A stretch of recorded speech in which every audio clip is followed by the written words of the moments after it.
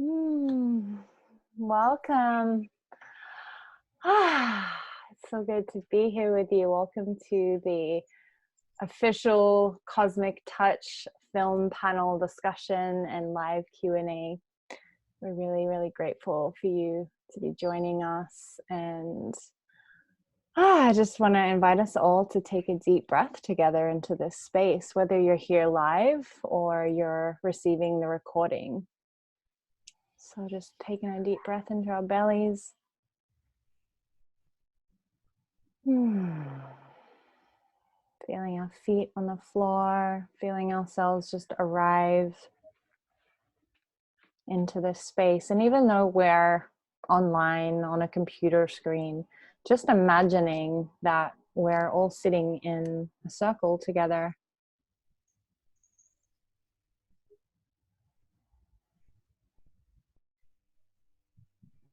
Just taking another deep breath, allowing yourself to just acknowledge whatever's here for you.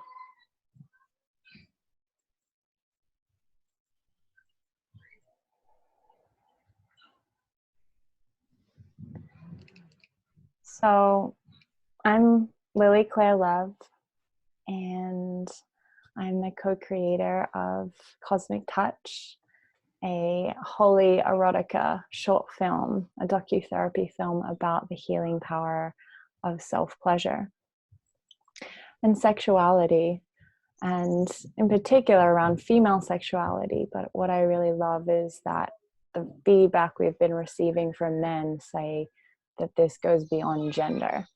This touches deep, something deep inside all of our humanity.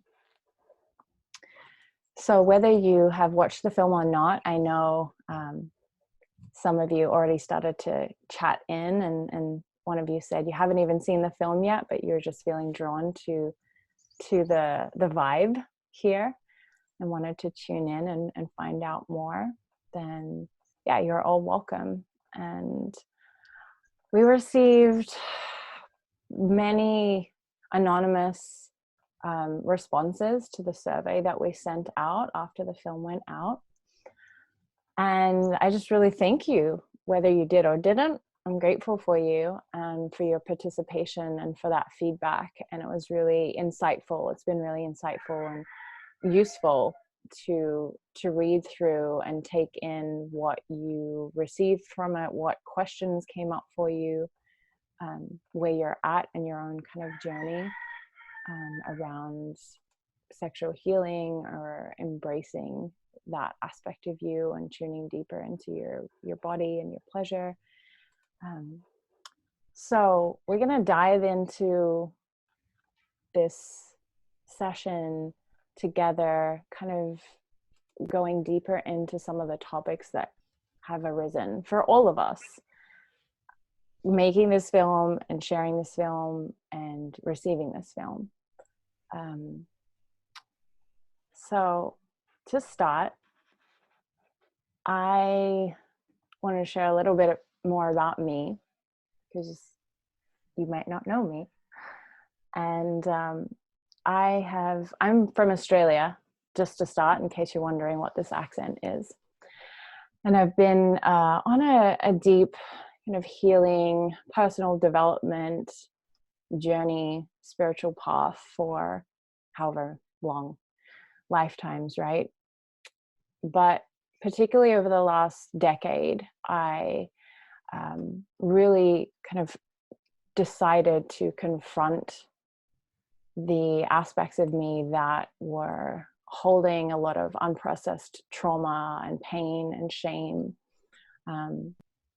My mother passed away about 9 years ago, and that was a huge catalyst for me to kind of awaken and face the things that I was carrying, but not really looking at. I had kind of pushed them, shoved them under the rug, and they were really ruling my life, creating a lot of havoc in my relationships, in my self-esteem, and really filtered out into every area of my life.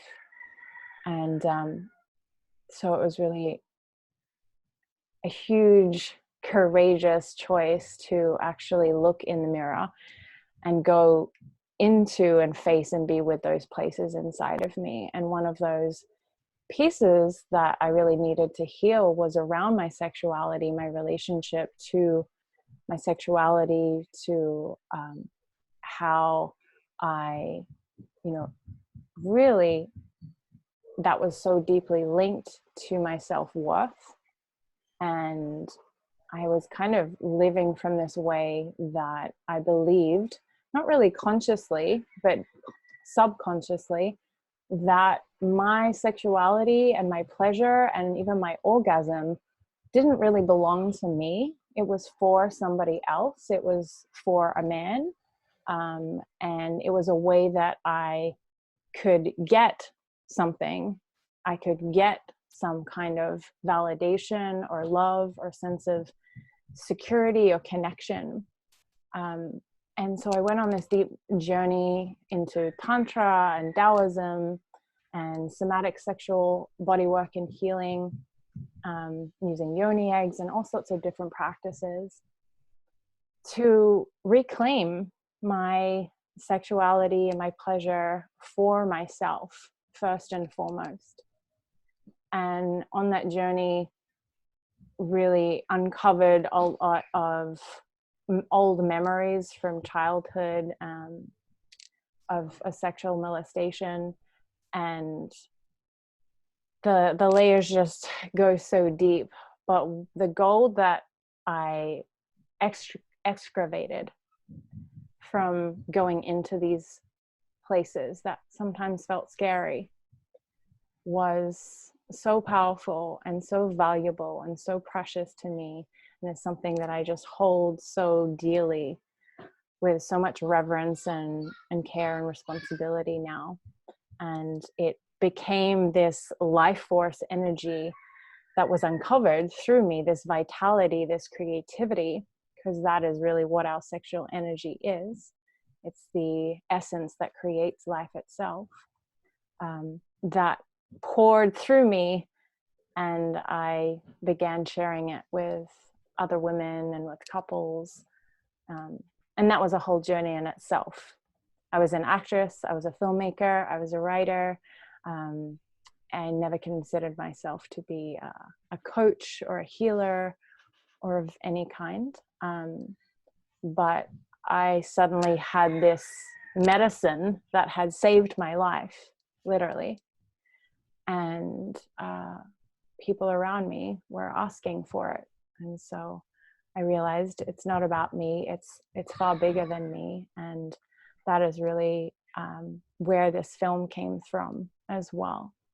It came in a vision, in a self-healing, self-pleasure practice with myself, seeing other women, being able to see a mirror of another woman touching herself in such a reverent, loving way, and using that, the modality of pleasure, really, as a life force, as a healing tool, as a medicine for her own heart, to reclaim her voice, to reclaim deep connection to our intuition, to our expression, to all of the things. So in creating and sharing Cosmic Touch, again, it was scary. Sharing this film with you all, putting it on the internet, was scary. It took us, it's been almost 2 years, really, since we made that film. We were laughing at how long my hair is since the film was made. So we had to go through, as a team and individually, our own process to even get to that place to share. But in the end, it was like, this is bigger than me. This is bigger than us. This is something that we all need to bring out of the shadows and allow ourselves to truly talk about and see and feel all of the things that come up when we approach sexuality. So thank you again for being here and receiving. And I would love to open up the space to either Nate or Cass, whoever feels called to share. Nate, do you want to go next? I realized that I don't have my headphones on for the mic, so I'm just going to grab them real quick. Be right back. Clever. Dang it. Yes, I will. Damn. Yes, I will. Hi, everyone. My name is Nate. I see Alina, Anaya, Brooke, Erica, Jay Galucci, Linda McCabe, I think. Wherever you guys are all at, we see you, and thanks for coming and sharing this space with us. It's like a small, intimate group, and it feels like that. So thank you for trusting me being in this sacred space among a lot of women. At the same time, this space would not be possible without Lily and Cassandra. And so the tone that you two have set is amplifying here. So cool. I think what's happening right now is we are rewriting the script, and we are apart. We are all apart. Every one of us here in this room is all apart. All apart. We are all part of something new. So, yeah. I'll share briefly about how I came involved with this team. I used to be a Southern Baptist church camp pastor. I was preaching sex one way, sex only between a man and a woman in marriage. Only then is it holy. And I met my ex-wife in church. We were best friends. We did not have sex until we were married. And then we discovered that we were both dealing with things that we never confronted because of our religious approach to sex. And we both endured a 13-year-long sexless marriage. And we both became asexual in that process. And we both were confronting a deep depression, which included suicidal thoughts. And we had to confront it. We separated. But through our separation process, we gave ourselves space to heal. And we did have a conversation about, do we want to get back together again? And so if wherever you are in your relationship narrative, I just want to show that this path can lead to many different ways, but confrontation is something that we cannot avoid. And it's not easy. So I hope this gives a little bit of comfort in sharing my story. A part of my healing process was to confront my fears of sex and women. I had a fear of sex and women. And because I'm a documentary filmmaker, I produce and edit docuseries for the National Geographic, Discovery Channel, History Channel, and A&E. That's my day job. And because I do that for a living, I also went to film school. So I'm a film guy. I decided to use the camera to confront my fears. And so I shot an erotic short. I did not think it would become one. I thought it was going to be an interview, but it became my first film that I was flabbergasted when it happened. I was scared. I did not want to touch anybody because I'm afraid. So I hid behind my camera, and I found that if I worshiped through my camera, then I could somehow handle what is beyond my bandwidth. Okay. Sexuality is a very intense space, and sometimes sex can be beyond our bandwidth. So what does a guy do when he's handling something beyond his bandwidth? I don't know, but what I was taught to worship, and that gave me something to do. So I gave my all in the filmmaking. I gave it my worship. I treated it like worship. And that's what I did also with this film, Cosmic Touch with Lillian. When I made my first film, I was very lucky to, I knew I wanted to start a second film. I just didn't know how or why or when. And it came meeting Lillian. We met on Facebook, and like she said, it did take us 2 years before we finally landed on it. But when we met at a Starbucks, I knew that there was something here. I just didn't know what. And she told me about the vision that she had. And when she told me about this vision, I was immediately frightened once again. Like, oh man, this is blatantly dealing with sexuality.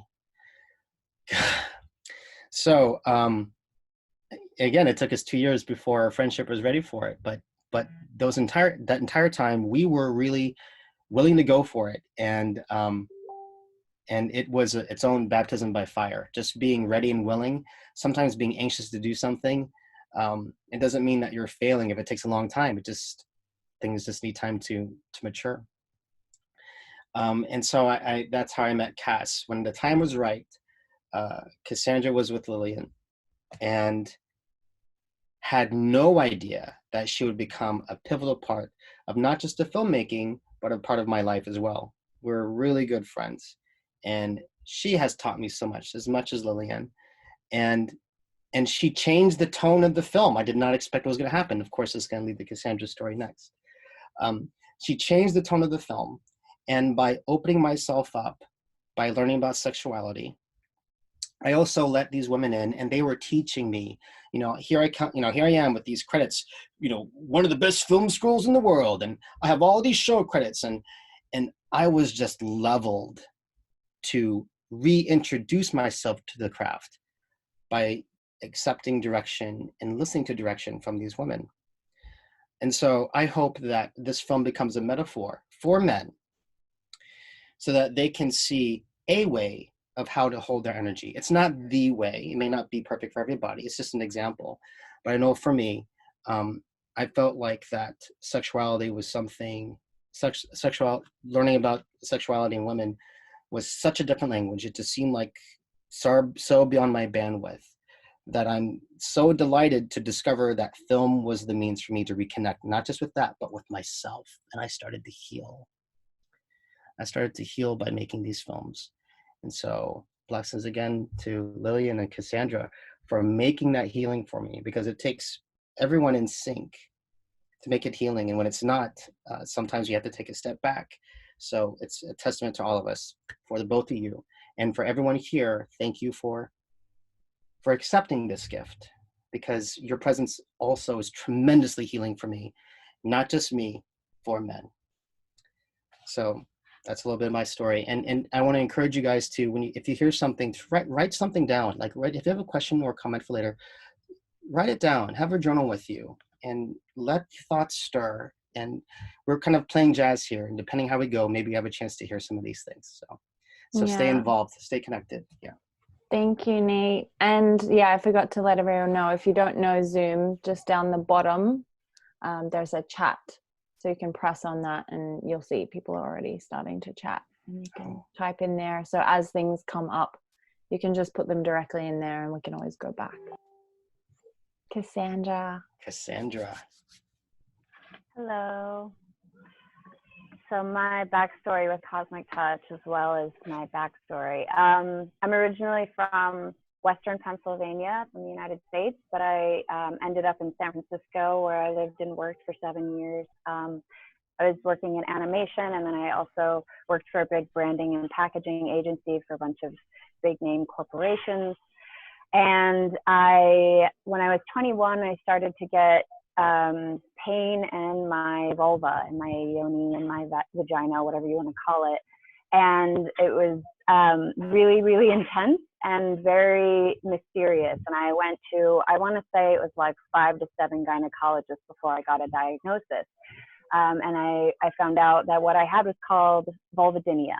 But having a name for it, although that was comforting, there was really no real theory on what was causing it, or how to cure it, or how to treat it. And so it was kind of just like, okay, here's a cream or an ointment, but this is just part of your life, and try to reduce your stress. And I was 21 years old when it happened. It was the year my father passed away. I was grieving. I was going through a lot. I was in college. Anyway, so I just sort of lived with this mysterious, intermittent, burning, stinging sensation in between my legs from time to time. And it would go so severe sometimes that I actually couldn't walk, or I'd have to cancel plans, or I couldn't make it to class, things like that. And for the most part, I just sort of pushed through a lot. And then years later, when I was 25, working in San Francisco, I got a second chronic pain condition, this time in my upper body, called repetitive strain injury. Again, very mysterious, burning, myofascial inflammation kind of pain.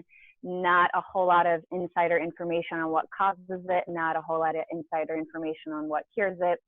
And so I went to a lot of different doctors in San Francisco. Basically, I had some of the best healthcare that money could buy, and I was on workers' compensation and all these types of things. And my condition just got worse and worse and worse and worse. And it was to the point where I couldn't really sleep at night. I could hardly eat. And I was in a state of incredible fragility and brokenness, deep depression, and just a lot of darkness at that point in time in my life. So my health was so bad that I really seriously considered killing myself at that point. And instead, I decided to quit everything I was doing and go on a healing journey, much like Lillian. And so I landed in Ubud, Bali, per the recommendation of an Indonesian coworker who said, "Oh, you're going on a healing journey. You should go to Ubud. That's the Balinese word for medicine, and this is the healing epicenter of all of Indonesia for 8 centuries. And you should go there, and you should work with a shaman, and you should do everything different than what you've been doing before." And I said, "Okay, what do I have to lose?" So I landed here, and that's where I am now. And it took me a complete year of unemployment and dedicated healing work to sort of lift those pain symptoms from my upper body and also from my sex center. And I realized very quickly within the first couple of sessions with the Balinese shaman that I worked with here that he honed in on all of my pain points and all of my problems without much language. He didn't speak much English, but he took a scan and understood things about me and my body that no one in the Western medical world seemed to get. And he, on my second session, hovered his hand over my sex center and said, "All of your pain comes from here." And I just burst into tears because I knew that was true. And I'd always known that was true, but I'd been burying it. And I'd been taking all these false diagnoses and false theories about, oh, it's about how many hours you work, and it's about your ergonomics, and it's about, lack of strength in your back. And it's, and I would ask my doctors in the West, I have these 2 pain conditions in my upper body and in my genitals. Are they related? And they said, no, not at all. And so I realized since then just how interconnected the body is, just how holistic the body is. And it took me a lot of sexual healing, psychological healing, spiritual healing. At the time, back in my old life, I was agnostic and completely spiritually anorexic. And I met Lily in a cafe in Ubud. I'm not exactly sure how long ago that was. I want to say it must have been like 2.5 or 3 years ago. And at that point, I knew that there was all these like Tantra teachers and people who specialized in sexual healing, and I had an intense resistance to that. I was doing a lot of childhood trauma release work and dealing with traumatic moments in my past, but I hadn't been doing any physical explorations, and I hadn't been really dealing with my sexual blockages head on. I had I just wasn't ready. But when I met Lily, that all changed. And so I attended a Tantra retreat, a women's retreat that she hosted here in Bali, and really dove into that work, and it changed my life. And it's this gradual process, and I can't say that any one thing has helped to heal me. It's been a slow mountain climb. But yeah, really paying attention to my sexuality and relearning how to enter my body and coming into the breath and yoga and meditation and mindfulness and diet. It's sort of like you have to tick every box that there is. But it's been quite a journey. And in terms of the films, I didn't expect to be involved with it when I first heard Lily express the idea. Again, I had a lot of resistance because of the darkness that was in my own body and in my soul, the fragmentedness of my soul around my sexuality. And I'm not someone who self-pleasures. not been something that I do for most of my life. I haven't done that, I think largely because of some traumas that confronted me when I was young. And so I've slowly been diving into that and peeling away those layers. And recently I did a self-pleasure exercise. I think it was like last week. And I got the closest that I've ever been to reaching an orgasm with myself. And so, yeah, slow going, but yeah, we're getting in there. And just being part of this film, yeah, very, very confronting for me, but also a huge learning opportunity. And it was sort of my first experience doing videography, and I was kind of learning from Nate during that process. And the editing process, all of it has just been, and getting, like Lily said, the courage to really put it out there, because I just had so much resistance in here. What are people gonna think? You know, how are they gonna shame and judge me? And the truth is like most of the people who I'm afraid of their responses, they just don't tune in. They're not. They just tend to not be in that circle and not in that cloud. And so a lot of that fear is worse in our minds than it is in the reality. And so it's been really liberating to face that and go through this process, and to share my story as well as capturing Lily's, which was such a beautiful experience. Like what happened in that room that day was absolutely magical and stunning. And so to be there and to be part of capturing it and making this art is just, it's been an honor. So thank you. Oh, I love the both of you. I'm just so honored to know you and to be on this journey together. Lillian, may I make a suggestion? I know we talked about having some time reading some comments we received, but we're playing jazz for folks, but maybe we can open up to hear some questions directly from our guests, or if they like to have like a minute-long story they like to share or something like that.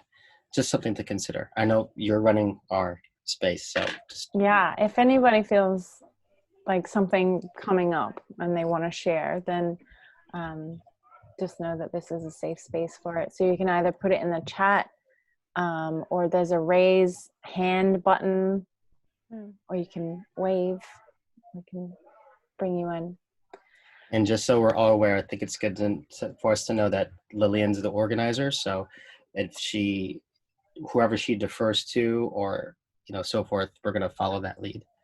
And am I the organizer? Are you the organizer? Apparently. I'm your backup. You have two backups here, and we're badass. You're the star of the show. Yeah. Well, just listening to you both, I'm remembering that day and the depth that we were able to really go into together. And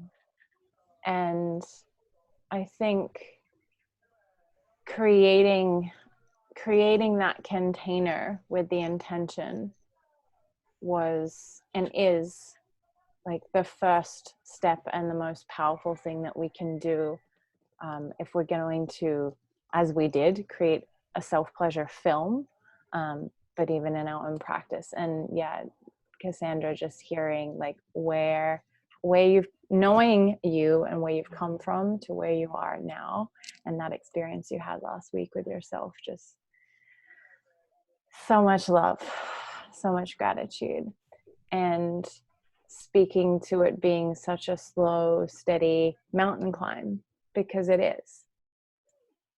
And you know, we didn't know that you were going to be part of this film too. I remember when I first told you about it, and you had like, it was like your mama protector energy came out, and you're like, well, who is this guy? Yeah. And I was like, don't worry, I'm discerning and we can trust this one. And having a male and a female, two filmmakers both sexes there to hold space, as you were really being space holders, and witnessing through the lens and capturing this through the lens was so perfect, because it ended up being this process for all of us that we had to really move through, which I feel really spoke to the kind of macro of the collective of what we're really moving through as men and women, or, you know, we speak about it in terms of masculine and feminine energy. But these two pieces and essences inside of us, the masculine and feminine essence inside of us, and also how it relates to us in gender as men and women, to have a man holding space and a woman holding space in seeing and capturing this ceremony, really, I will call it, was really powerful and balancing. You know, we were really in the height of the hashtag Me Too movement when we created this film. And so everything was up.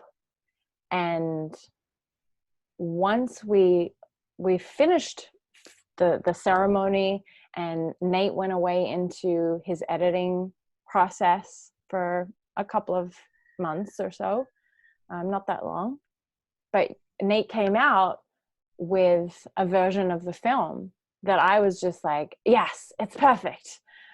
And it had lots of beautiful lens flares, and it was just like all artsy and lens flares and beautiful, and we didn't really have slow motion shots, Slow-mo.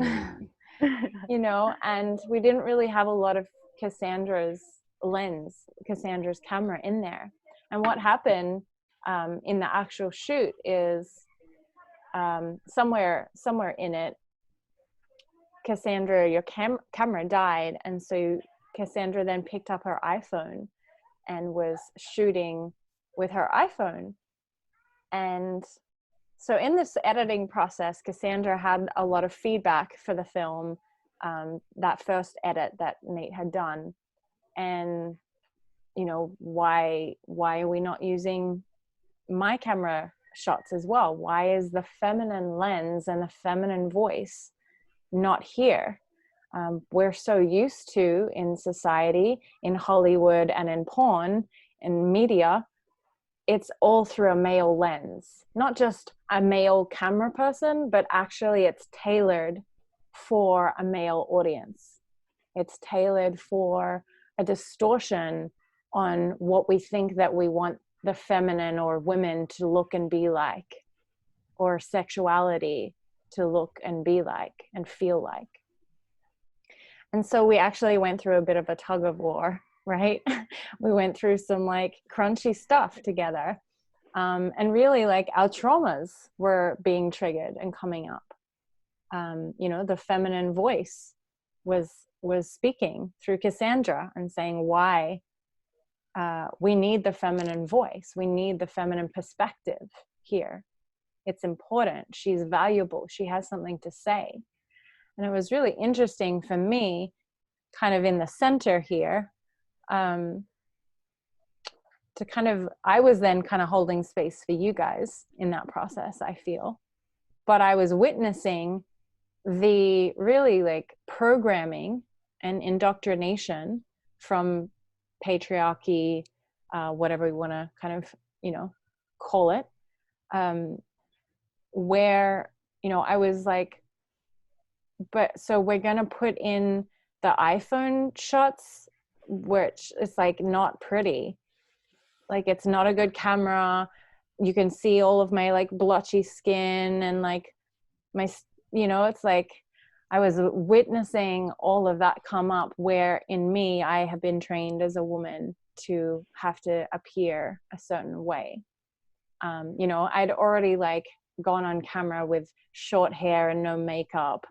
And now you're wanting me to put an iPhone lens on it when we have like these perfectly polished shots. that Nathan from the Hollywood has given us. Slow-mo, lens flares.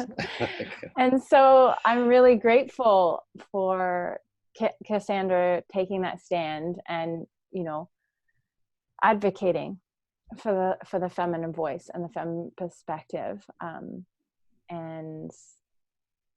then we created a whole new film, which is the one that you received, that has a blend and integration, a weaving of both the masculine and the feminine perspective and lens. And it's balanced, it's real. I'd like to share something that a part of the auditions that we did in cast working closely with you. One of the earlier versions of the film did not have this middle part. I know, let's see, one of us, Erica hasn't seen the film yet, so I hope I don't give this away. But there's a part in the middle where we slow down and we get into an interview process again and to really talk about the pain. And it turned out to be so important to have it. And that's just one of the many examples of what I had to learn as the male filmmaker, to really slow down and to really be immersed into the feminine wound through art. So I just wanted to add that. Yeah. And oh, go ahead, Lily. No, go ahead, love. Yeah, from my perspective, the version of the film that Nate did was beautiful, and it was sexy, and it was provocative, and it was exciting, but to me it wasn't fully accurate to what I had experienced. And it was really interesting to me how Nate and I were in the same room, we were witnessing the exact same event happen, but we perceived it and we captured it in such unique ways because of our gender, because of where we're coming from, because of our connection to what was happening, because of what bits or parts of it were inspiring or beautiful or alluring to us. And it was dramatically different. And when I went on my computer, like the first time I saw his version, I was just like, wow, but you know, and I went back and I looked at both of our footage and I just watched two different episodes, but it was literally the same thing. And the thing that was really missing for me was that slowness. I felt like his version, it went from like really sexy and dancey, and I could see that like sensuality came through really powerfully. And Lily was sort of like really celebrated in her beauty and her attractiveness and her allure. But those parts that she slowed her breath down and really turned in, and it became meditative, and there was these kundalini waves of energy flowing, and that there was expression on her face. And then the part where there was a progression between this like sexy self-pleasure dance and the trauma moment. And in his version, there was no progression. It was like, bam, it just hit you. Like you went from like having this celebratory sexy dance to screaming and trauma, and there was no build for it. And for me, as a woman who is actually afraid of touching herself because she knows what is stored there and how deep and dark and confronting that can be, I felt it was imperative for women watching this film to actually witness that progression between that sexy celebration and then going really deep inward and having this meditative state, and then gradually coming in and welcoming in that trauma. It wasn't something that just like smacked Lily on the side of the head. I mean, it was the powerful surge of different kind of energy, but there was this like permission, and you could feel it and you could sense it and you could perceive it in the footage that I took. And my camera, both my cameras are not as sexy or high gloss as Nate's, and I'm definitely not as experienced as a filmmaker. It was literally my first film. But the other thing about my camera and the iPhone in particular was it made it more approachable, and it made Lily look more human, and it wasn't as flattering, and so it made her seem like a real woman. And I think in our culture nowadays, with social media, we really actually appreciate those raw clips that we share with each other through the iPhone lens, because it feels like a real person. It doesn't feel like hair and makeup and lighting, and it doesn't feel Hollywood produced. And I wanted that to be part of the film, because what happened was so real, and it was not scripted. It was not rehearsed. There was no acting. It was like super authentic. And so I knew that cutting in that footage would help to deliver that to the audience. And so, yeah, I felt really passionate about it, to the point where I was willing to like cut my name and cut myself out of the film if it wasn't in there, because I'm a bit of a passionate lion. I'm a Leo. And yeah, we really kind of went through it, because I think all of us were sort of confronted by these various pieces of conditioning.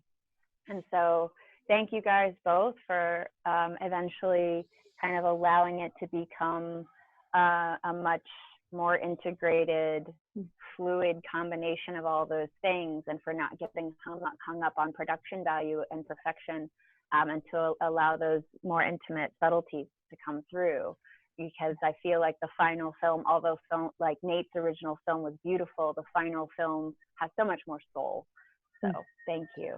And thank you, Lily, for allowing us to do that, because I know it's, you know, you want to be seen in your best light, on your best side, at your best angles. And so it's a lot for our ego, which we all have, to be confronted by that. And it took fuckloads of courage, sorry, pardon my French, for Lily to do that. So yeah, thank you both for putting up with me. Yeah, no, I really feel like you were bringing through that collective feminine voice at the time, and there's you know, feminine rage there, that is necessary. That fierceness is necessary at times to come through, to really fully be seen and heard and acknowledged and honored. And yeah, you know, it was really just a journey of all of us making greater space for the feminine, for the vulnerable, for the sensitive, for the trauma, for the pieces that really needed things to be slowed down and authentic to what really moved through that day.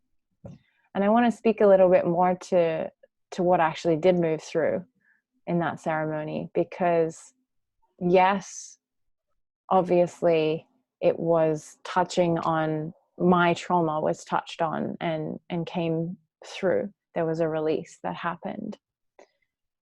But honestly, when I was in it, what I experienced was felt like a deep collective. It felt like ours. It didn't actually feel personal to me. Again, there's like moments where my personal story connects to it, but it honestly felt like I felt a noose was around my neck, and it was a collective noose. It was something that has been quietening our voice and keeping us silent, keeping us in shame and capped and in fear around this power that we all hold within our own body and being. And that power, we can call it our sexuality or sexual energy, but really it's our essence. It's just our life force essence. It's just our being that creates through us. And so in being witnessed, knowing that I was being witnessed, and knowing that I had choice, that it didn't mean that I had to ever share this with anybody outside of this container of Nathan and Cassandra and I, but I was being witnessed, and there was a deep healing that came through in that, of like, wow, there is so much shame and fear in our collective around being seen, around being witnessed, in our pleasure and in our power, of owning fully our humanity and our divinity, and being seen in that. How much we have been shamed for centuries through religion and patriarchy, and through our, that's just become our culture. We don't even really see it anymore. We're swimming in the water and we don't even know it. It's so subtle now, especially in our Western culture. It can still be overt in, more religious kind of areas, but it's so deeply embedded. It's so subtle. We don't even get that we're swimming in shame and we're swimming in fear around capping our life force energy. And so to be witnessed in that is like a whole reclamation. Is like the fear of persecution, which was this noose around our collective throats, our throat chakra, which is our expression center, which is deeply connected to our sex center, right? Our lips are just like the lips of our vulva, and our throat is just like the canal, the birth canal of our vaginas. And then it leads into our hearts, which is our womb, our creation space. And so there's this actual mirror, and on a non-esoteric level, our ovaries, or for men, their testes, were literally connected to our vocal cords when we were in embryo. And then at a certain point, it splits and becomes two. So they're actually a mirror. And so there was this collective noose around our throats, around our expression, around our freedom from fear, our freedom from shame, that I literally felt myself lifting off. And if you actually go back and slow down and pay attention, you will actually see red around my neck, because that's kind of our body doesn't lie, and it shows up. And so in lifting this off, I honestly felt like there was a deep unlocking and a deep freedom that was happening for all of us. Can I share something really quick about that Please, part of take the all your filmmaking? space. Okay. For me, at that part was very profound, because with me and my self-pleasure, it took me a while before I realized that when I self-pleasure, I'm disassociated from my own body. And when I try, and typically my mind would go right to porn clips, it'll go right to past relationships, it'll go right to fantasy, and it'd rely on these images to get myself off. But if I stay in my body, in my scene, feeling all the sensations, I discovered that I was quite horrified after I climaxed, and my knees would buckle and I would cry. And I did not know that was an important beat. It just seemed so opposite that I just kind of like pretended didn't happen until we were shooting Cosmic Touch. And then when we were shooting this scene, like Cassandra said, she described it perfectly. As camera people, we were letting what happens happen. We held that space. So after all that happened and I took my first edit pass, I had the choice to end the film at that first orgasmic peak, because that's how I see all, love scenes in movies. That's how I've seen all porn clips. It kind of ends at this orgasm. But more happened. She cried. And not only did she cry, she went through this space, and then there was elation at the end. What was all this? I had no idea how to edit it. No clue. This is just the first pass. Of course, once I started working with Cass, we found more mojo. So the only place I had to connect to was, my goodness, she's crying. I've cried too. I relate to this. Let's follow this. And I followed it with all my brokenness. And in my brokenness, artistically, I just clung to the images that made sense. Her screaming to find her voice again. Of course, I wanted to artistically find that voice again. When she reached an elation and found this movement, I found comfort in the elation and the movement. So I was following a script that I did not know. It just felt good, and it was something in my being that resonated. I just did not have the distinctions to know that. No one ever told me as a man, maybe you'll cry when you masturbate. No one ever told me that. But when I was following this amazing woman who was bold enough to do this, that gave me the distinctions to acknowledge what I already went through, but I chose myself to forget. I edited the movements, I edited these images, and again, like I said in the beginning, I treated it like a worship film, because that's how I handle things when it's beyond my bandwidth of understanding. And after the cuts of the films were made, hearing what Lily was experiencing in the process is really amazing to me, because I feel like as a filmmaker, I was following the right thread. And the only way I was able to find that was to go into my own brokenness. And Linda said something before about being vulnerable. I had to be vulnerable and to enter it that way. And then I found the next beat. I didn't know what it was, but it was just after vulnerability.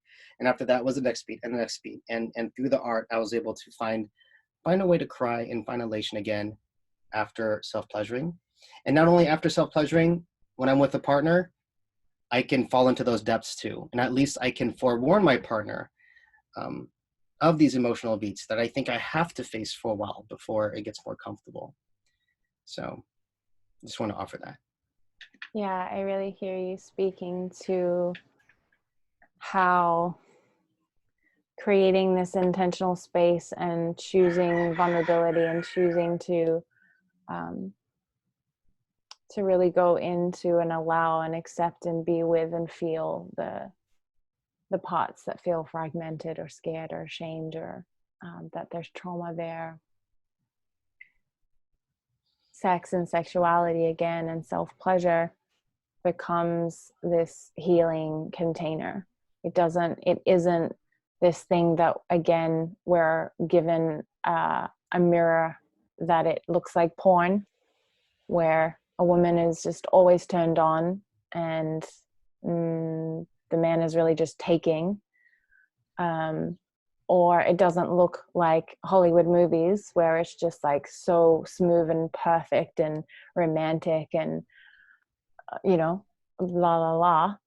It's real, it's human, it's painful, it's actually a space that you can heal yourself. And yeah, we really didn't know what was going to happen in the film, but I was pretty sure that it's possible that I was going to cry because I do cry in my self-pleasure and in my in sex and through orgasm as well. It's, for me, a place where I'm making space to consciously allow the light to come in, for spirit, for source, to God to touch my own being, for me to make contact with the places that have been kind of kept in the dark, that are just longing to be seen and heard and felt and loved and held by me. Yeah, it's really this portal that just opens you up. It's like a heart breaking open, and that energy of pleasure or orgasm, and it doesn't have to go to orgasm. This film didn't go to orgasm, by the way. That pleasure energy, that life force energy, filters up, and we learn to actually move that energy and not just keep it localized in our genitals, in our sex center, but we realize our whole body and our whole being is alive and is an erotic instrument. capable of a deep aliveness. And that, pleasure or orgasmic energy touches such deep places inside of me that it just opens my heart. And the heart is this place, yes, we feel deep love and deep connection, and it's also the place that we have grief. And grief and love are one and the same, two sides of the same coin. And the more we make space for allowance for the grief and the pain and the vulnerable pieces, the more pleasure comes, the more love comes, the more peace, the more connection to all things, and vice versa.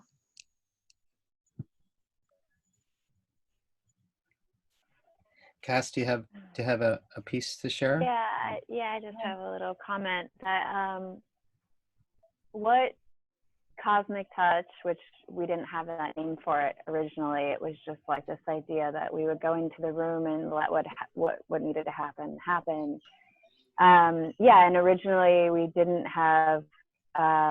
know if we were ever going to share what we were capturing that day, and it was a process. But what happened for me that I wanted to share in that room was that we have a lot of examples of inauthentic sexuality, like playing out these kind of primal, distorted, hyper masculine degradation of the feminine. We have a lot of examples of that in Hollywood and in pornography, but we don't have a lot of examples of what it really looks like to ceremoniously and sacredly love to yourself, really, for what that would look like, until that moment when I witnessed Lily making love to herself.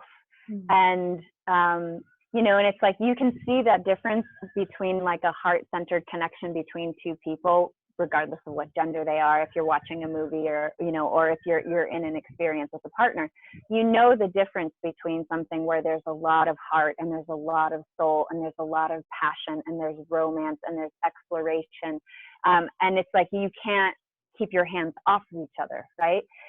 And then we know what it's like when it's all that heart and soul is stripped away and the sex act becomes this sort of like, it becomes violent, or it becomes dominated or disjointed, or disrespectful. It becomes fake. It becomes.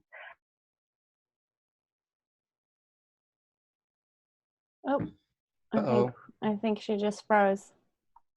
What Lily did for me that day and what the film does for me is it has implanted a completely different seed in my mind about what it looks like to really love yourself in a physical way. And when I experiment a lot with plant medicines, and when I do something like ayahuasca or bufo, any of these kind of altered state experiences, one of the first things that happens to me when I enter that state of like bliss and nirvana and connection to spirit is that I touch myself.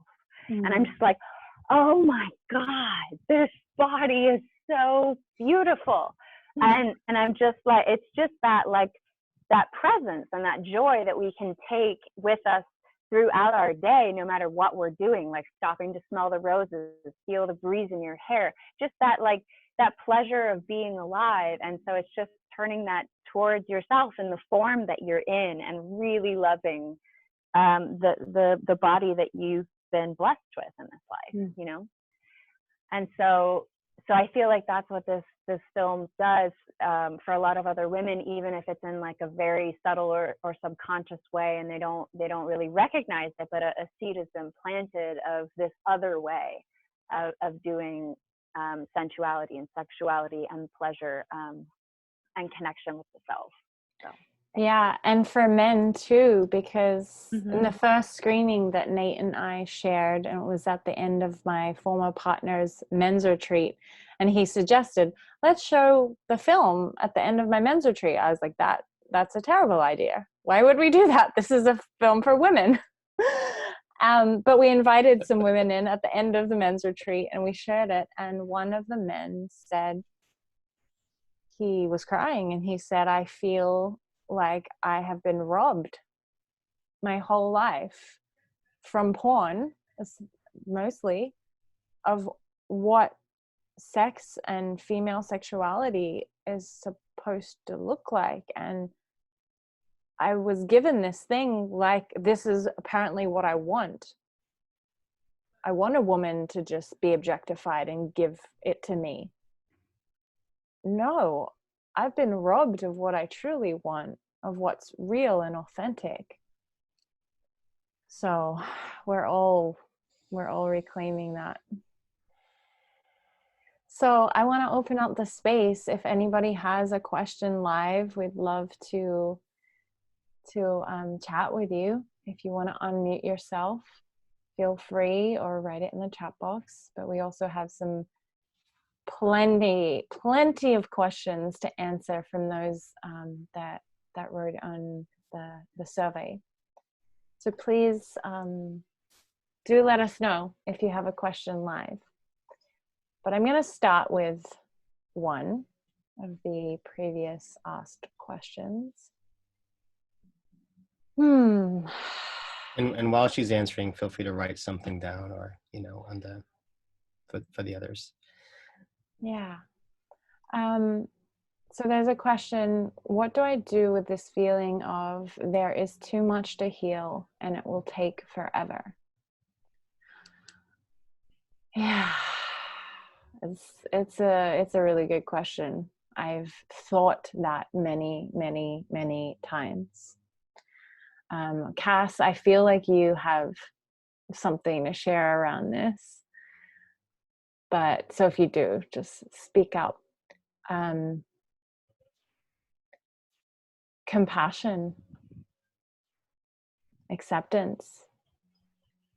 And how do we kind of practically, tangibly do compassion and acceptance? Because it is, right? The healing is ongoing. The healing is still happening. If you're asking that question, I'm going to, assume that there's still stuff that's coming up for you that you feel like you have to heal. And it feels like it's never ending. And it's painful. And so acceptance is always just going to be the first key of, this is here. I can't pretend it's not. I can't put it under the rug, because I know it's just going to be there anyway, coming out in other unconscious ways, sabotaging me, my life, relationships, my joy. So it's here, and I need to accept it. And so how do I practically do that? There's been a practice that I've been doing. It's so simple, but it's really powerful. This is just one potential thing that you could do to invite acceptance and invite more compassion, is to close your eyes. And we can all even just do this right now if you're feeling it.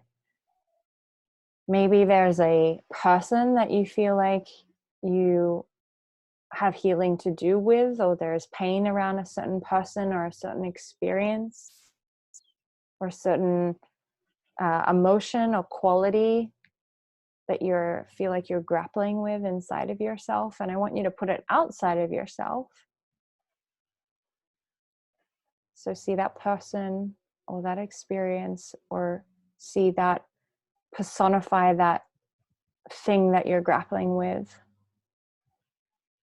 And I want you to just take some deep breaths in as you get a little bit of space from it. You can put it as far as away from you as you need. And as you breathe it in, breathing into your heart space, you're just going to say out loud, yes. And we're going to take another breath into it. We're going to say out loud, I accept. We're going to take another breath in, I receive. And another breath in, thank you. And again, we're going to breathe in, yes. breathe out. Breathe in to your belly and up into your heart. I accept. Again, all of the pain, all of the discomfort, all of the resistance that you have for this, breathe it in. I receive.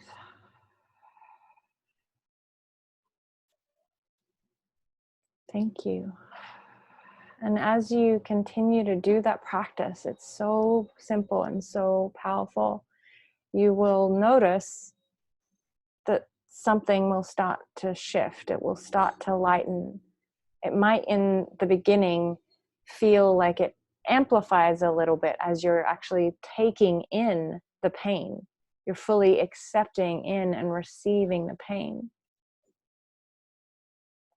But you'll start to actually create space in your body and your being for it to just exist. And in doing that, it actually starts to alchemize and not have power over you.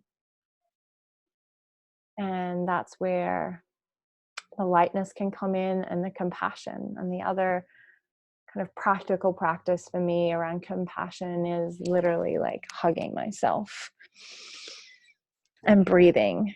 You have to just breathe all the time. And we're always breathing, obviously, otherwise we wouldn't be alive. But you have to choose to consciously deepen your breath and breathe things in that you wish would just go away. If anybody wants to speak to that, but we have a lot of questions. Yeah, I would love to speak to that one. You're right. I thought so. Well, one of the sayings that I really love is that the light comes in through our wounds.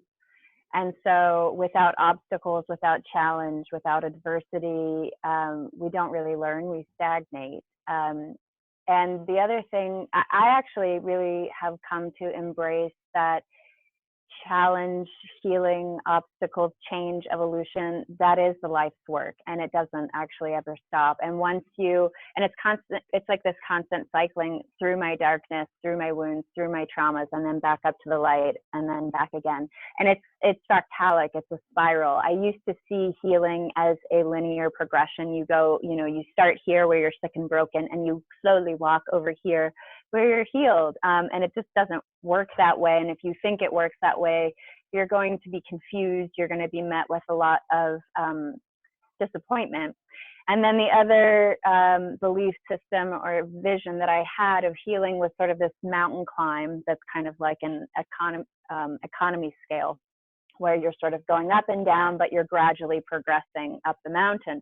And while I love the mountain climber metaphor, I actually don't think that that's accurate either. What I see and what I feel and what I've received in my ceremonies and through certain healers and guides is that it is this healing is this spiral, and you might be kind of envision yin yang, and you might be somewhere around here as in your brokenness or your sickness, and you'll cycle over to if you're really trying and dedicated to your growth and to your healing and to your change, you'll cycle over to a place of happiness and bliss and sort of release, and then you'll cycle back in, and you'll get further in away from that place of difficulty and challenge, but you're kind of slowly circling, and so it's this constant loop. And so that way, looking at it that way has helped me to accept that there's going to be continued challenges, that I might slip backwards sometimes into a place of pain or a place of confusion time and time again, but to recognize that I can dip out of those low periods quicker every time, as long as I stay the path. If I drop the whole journey and drop the whole mission plan because it gets hard again, then I basically slide backwards on that spiral. And then the other thing to recognize is that while we might constantly be getting closer to center and closer to whole, that it's kind of a funnel, this healing. It's sort of a vortex or a tunnel, a portal. And the obstacles are constantly shifting. So while you might be healing some part of your childhood or some memory or some connection with a certain relative, once that clears, it's going to be replaced with something else. You might have intergenerational trauma to go through. You might have cultural, human, like really big, expansive trauma to go through. And so in that way, that's sort of what we're here to do, is have that connection and that commitment to growth and commitment to evolution. And our soul during those processes, even though it feels like we're being tossed around in the laundromat sometimes, but our soul has a lot to gain from all of those initiations. So keep at it. Yeah, we've definitely signed up to do some big work individually and collectively to continue to spiral deeper into our center and our wholeness, as you said, and spiral up also. It's like a deepening into the divinity of our humanity, into these bodies, like you were also talking about before, of like, oh, you connect to that source and you're like, oh my God, this is amazing, because we're learning to actually like fully accept and be here, that this is so spiritual to actually be human, and such a sacred gift. And at the same time, we're spiraling up into ascension or enlightenment or just reconnection with the ethers. I'll just mention one short thing. This will be super short. For myself, I think coming from a person who had a lot of faith, I found that all of the chambers in my mind, which understood God as a supernatural being, it was the appropriate distinction that sexuality could fill. And I think men of faith are uniquely positioned to understand this much easier if they allow themselves to. And those who have not yet broken through that, I think they also have an amazing way to experience it for the first time and not needing to, reboot themselves and replacing God with sexuality. They could just have God surprise them with sexuality. Anyway, I just think that's really cool. Beautiful. Linda, you just shared that you just did the exercise and you focused on your difficulty speaking up for yourself and sharing what's important for you, what you want, how you want to be touched and to be loved by another, and that you felt lighter doing the practice. So you're going to keep doing it to go deeper into the layers. Yes. And we have a beautiful share here and a question. Nate, I saw that you answered it, but I kind of want to speak out loud to it. Gail, you asked us that, you said it seems like we're not very attached to this film reaching a large audience, and has that changed as we've begun to witness the profound impact that it's had on each of us and the viewers who've been exposed to it this far? Nate, do you want to read what you said or speak to that again? Yeah, there was a discussion the three of us had early on. When we finished this film, it still took another year before we were really ready to show it around. And at one point, we all discussed that we have a feeling that this is going to spread at the rate that it heals. And for us, we had to start with our own close circle, people who we knew, not just people who we knew, but people who we would know and understand it. Because there's a lot of folks we knew who would not understand it. We didn't go to them. And we just kind of allowed it to grow from there. This is our first Q&A. This is our first time we've heard this question presented to the three of us outside of the three of us. Anyway, that's just our mindset. It has not, I feel it has not been on how can we make this viral, so to speak, but how can we handle this power well, responsibly, and at a pace where we can engage with who we're sharing this with, because healing looks like that too. It's not just doing it once and boom. Yeah, thank you for saying that, because this time last year, we were going to come out with the film, right? And then we kind of slowed down and we said, what if this is our healing too? The sharing. And what if we actually move at the pace of our most vulnerable parts? for ourselves and our nervous system and our collective nervous system. And so we did that. And as Nate said, we just started to show it to the people that we knew could actually receive it. And I love, and it was never about let's make this big and viral, but we've also always had, I think, a vision, and now having shared it with around 4,000 people that have received it through the email, that vision is reinvigorated. And it's, again, not about getting this to as many people as possible. But you said here in the comments, Nate said, we want it to reach, we're focused on it reaching those who are hurting versus the idea of a large audience. And Gal, then you said a large audience is hurting. And it's so true. But also there's a large amount of people that just may not be able to receive it. Out of the, I've received about 30 or so responses so far in the survey, and out of those 30 there was one only that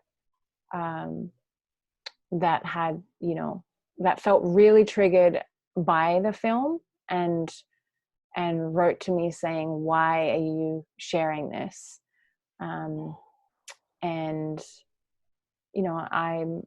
I'm listening to that. We're well aware of that, and that's why we did move so slowly, and why we are being so, it's behind a wall.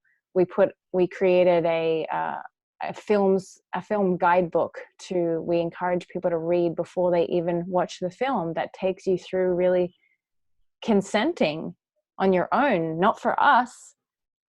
It's for your own consent. Are you ready and willing and able to hold all that's going to arise for you? And not just then be alone with it, but reach out for support. Go, are you seeing a therapist? Are you, reach out to us and get support. There's so many resources in the world for us now. You're not alone. But yeah, that's where we're at with it. And we do have big visions for it. We want to take it into universities and colleges. And I have a TED talk on the topic of self-pleasure, the healing power of our sexuality. And we want people to continue to share it with others who feel like they're going to receive medicine from it. I want to mention one quick experience as well, specifically for Erica, since Erica's wants to host the screening. One of the screenings that we hosted, I wanted to see what happens if we took this deep into the Bible Belt. I wanted to go right to the heart, where a lot of religious folks don't have the space to talk about sexuality. And we specifically went to a church where there are women pastors, and we invited the women pastors to come with the people who are willing to host. And to make it fun, Erica, these are some ideas for you, or for anyone who's interested in hosting one. To make it fun, bought some rose petals, flouted around, got some chocolates, got some fruits, and made that a welcoming space. And so that when they showed up, there were some men too. There was some giddiness. There was some excitement. They were like, "Ooh, we get to talk about sex finally!" And they had so many jokes among themselves, and it was such a delight to see. Like, wow, a film about self-pleasure can bring in this excitement. Wow. And of course, after they watched the film, when the film took a turn, they unexpectedly found themselves at this place where they could all talk about brokenness at the same level. And they were able to hold that space. So I just wanted to leave that picture with you guys so that you all feel empowered to host screenings that are both festive, fun, and exciting, and also screenings that are very reverent to pain. And hopefully we make this easy for you to confront this pain and to hold each other responsibly and lovingly. Yeah, thank you. And thanks for being so brave to take it to our Christian friends. Yeah. And what I want to comment on that is about timing. and we live in incredibly polarized, challenging times. And to the last question as well, like if you're not feeling confronted or sort of challenged, or like you're struggling in some ways, then there's probably something wrong, because we're living in really confronting and challenging times. And with that being said, I think there is a rising community of people who are welcoming this kind of content and who are open to it, and who are receptive to it. But there are also lots and lots of people who are not. And so I feel like we all want to be responsible and sensitive to that, and not try to sort of like push this film or force it, mass media, or force it to places of people who are not ready, but instead to just let the internet do its thing, and organically be shared among people who know, that sort of word of mouth, sharing to your feed, or sharing with your friends, or the way the algorithms work, actually is very accommodating to learning the subtleties of when there's an opening for someone, when someone's ready for something, and when they're not. So that's my kind of take on that. And I think we're all just sort of humbled by what so many other filmmakers are doing, and so many other activists are doing, and what's sort of coming out in the collective, and just kind of waiting for the right time and the right moment for this film to shine where it needs to shine. Yeah. Gal, Awesome. thank you. She said she feels such high integrity from our collaboration, which is, as I think we've all spoken to, it's like the reverence, the responsibility, the respect for this film, for the transmission, and what it's touching on in all of us. And it's important for us to be humble and to move at the pace of those gentle, sensitive parts. Yeah. We have a lot more questions on the back end, and I want to acknowledge that we're over time. So I feel like we haven't talked about this, but I feel like we're going to have to do another one. And I would love to, if you guys want to, I would love to have more discussions and go deeper into some of these topics. So we're not going to obviously get to all of the amazing questions that we had planned here. How about for just a little housekeeping announcement? Mm-hmm. Cosmic Touch is going to have a film screening in New York, June 30th at St. John's in the Village. It's a very historical church in regards to rights with rights of sexuality, LGBTQ friendly, a lot of history there.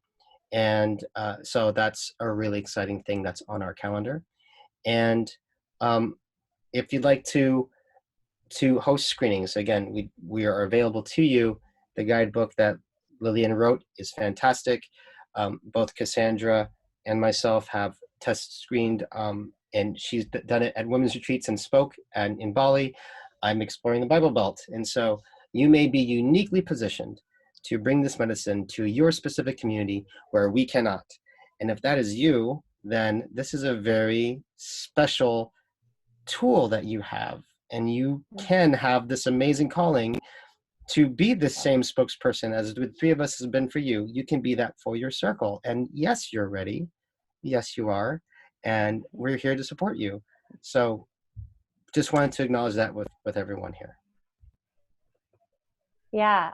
And I'm going to pop the host your own screening link in the chat box here if you guys want to check it out. I did it's a very simple, like how to host your own screening. And so I invite you to all go check that out and reach out to us. You can email us from the website, find us on Facebook, any of the things, if you want more support with that. But as Nate said, it's a way that we can all just in our own way share the medicine of this film and create safe spaces in our own community, in our own tribes, to open up a dialogue about this. And if you are already working in the field, like Gal, you said that you've been going through some deep training in sexological body work. So if you are working in the healing field, running workshops or things like that, healing circles, then bring this to those spaces and use it as a tool to share. So the link is there. And what other things do we want to share about that? Oh, well, one thing I want to share about it is that please don't take money. Please don't charge money specifically for a screening, but for your own kind of profit. If it's part of something larger that you're already charging money for, then that's cool. But we are really inviting and encouraging you to take donations and share that with us so that we can keep making more films. Nate is coming out here to Hawaii in April, May, and Cass might make it also. And our next docu-therapy film that we're going to create is the power of women healing other women. And so this has been a deep part of my journey. I remember being in a room full of like 20 women, and we were all giving each other breast massage. And again, from this kind of distorted lens, we might go like, "Ooh, they were being lesbians or something." But actually, it was such a profound experience to be in this room of women healing each other, holding space for each other's own healing through this modality of intentional sacred sexuality. And just had so many remembrances of us as women doing this for centuries in temples. And it really was a way and a space that women would go away and not just to heal each other, but to connect to source, to connect to divine, to bring back the wisdom to the men and the children and the tribe and the communities. So that is going to be the next film that we're going to be making. And if you host these screenings and you want to take donations and share that with us, we would be so grateful to continue to be able to do this work, because it does take all of our time and our energy and resources. And we will also be donating 10% of any of those donations to some NGOs that are doing really incredible work on like the front lines with healing women and children and even men that have experienced sexual trauma, sexual abuse, and sex trafficking. And so, yeah, there's a couple of amazing NGOs that we're looking at continuing to donate to. One of them is RAIN, one of them is Heals to Heal, and the other is Generate Hope. But if you have an NGO that you want us to donate to, then just let us know and we'd be happy to do that. So the last thing I really just want to offer is that if you do feel like you want to go deeper on your own personal healing journey, if something has been kind of stirred up and ignited in you and you're wanting some deeper support, that you can reach out to me for either one-on-one mentorship.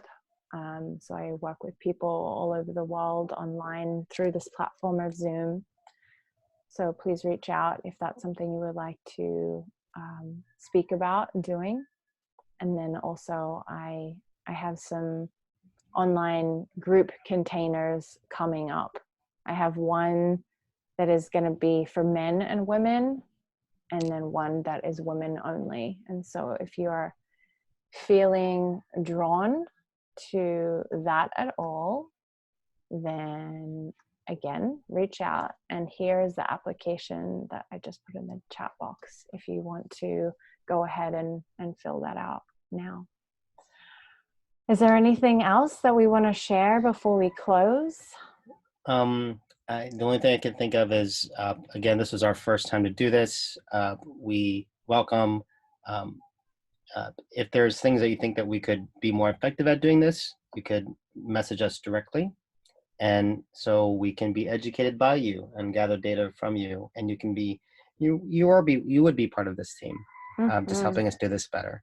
So that you have that invitation. Yeah, thank you, Nate. Any last words, Kath? I just wanted to clarify quickly, since I just had a technical blip, it reminded me that Lily and I both, it says Lily Claire on the bottom of our screens, and that's because I accidentally logged in because Lily had used my computer before, so it was auto-logged. So I am Cassandra. I am not a carbon copy of Lily Love, although some days I wish I was. But Ditto, babe. Yeah. Wish I was you sometimes. Love you, sister. Beautiful mirrors. Yeah. Love you both. And love you both. Thank you for being on this journey with me. I appreciate and I love you all, whether I know you personally or not. Thank you for being on this journey with us. And again, I mean, we want to do this together. So you are part of this Cosmic Touch team if you want to be and participate with us. If you happen to know a university or a college or a women's group or something that you, or festival, something that you feel like this film would be a beautiful addition to having a screening and a discussion group and even a somatic kind of exploration, then please reach out to us and let us know. Yeah, and you could be that speaker. Yes. No. All right. Thank we you, love everybody. you. And yeah, we'll talk about it, and we'll probably create something else so that we can dive deeper into more questions. Erica, Jake Lucci, Linda, Lisa, thank you very much for sticking around. Ciao. Thank you. Bye. Bye. Thank you, everyone. I see you. I see you. Oh, bye. Love reading your bye. comments. Oh, you get your little one with you Bye. too. Bye. Erica's going to do a screening. She's going to do a screening. Blessings, everyone. Blessings. It's just so fun to see your faces. Thank you for showing us your faces. Bless you guys. Yeah, I'll reach out. Absolutely. See you soon. Thank Bye. you. Bye.